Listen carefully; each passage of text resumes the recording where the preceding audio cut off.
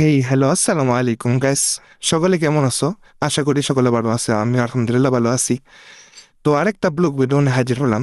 তো আজকে ব্লগ ভিডিওটা ভোর সকাল সকাল বের হয়ে গেলাম। মাদ্রাসায় আজকে রেজাল্ট দিবে পরীক্ষার।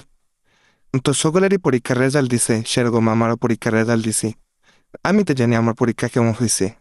তো এই জন্য তারপরে যাইতেছি ওই যুদ্ধের বুঝিতে আমার করে কই যাই, তুই এ দেখে এই রেজাল্টটা কিরকম দিছে।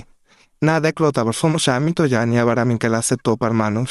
আমার রেজাল্ট না দেখলেও চলে। তারপরও যাইতেছি। তো অতুত করে তুলে যেতেছি গাউসিয়া। গাউসিয়া থেকে আবার যেমন কোথায় মুর্তজাবাজ মাদ্রাসায়।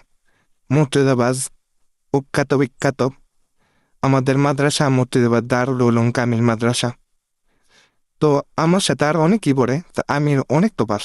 আমার রেজাল্টের হিসাব করতে গেলে কোনো সময় একের নিচে আসি না, সেটা সামনেও কার পিছাও। সকলের রেজাল্টটা বললে যাবা যে কে কয় বিষয় ফেল করছো। আমি তো ফেল মেল করি না, তারপরও যদি মনে করি 4-5 বিষয় যাই গে, এটা কোনো ব্যাপার না, এগুলো সামলায়নি। তো কথা বলতে বলতে মাদ্রাসার সামনে এসে পড়ছি, অটো থেকে নাই মেয়ে খাতা ধরলাম। যে ঠান্ডা পড়ছে, ঠান্ডা এগুলো দান্ডা আমি দিয়ে দিতেছি। এবারে ঠান্ডা করে দিব ঠান্ডা। এবারে সংগ্রাম, বোন দিয়ে ঘুমানোর সংগ্রাম। তো মাদ্রাসার সামনে তুলে আসলাম। তো মাদ্রাসার ভিতরে এখন সবাই দাঁড়িয়ে রইছে যে কখন রেজাল্টটা দিব, আর রেজাল্টটা দিয়ে দুধ দিয়ে জমগা। তো এই আর কি। তো সকলে ভালো থাকবা, সুস্থ থাকবা।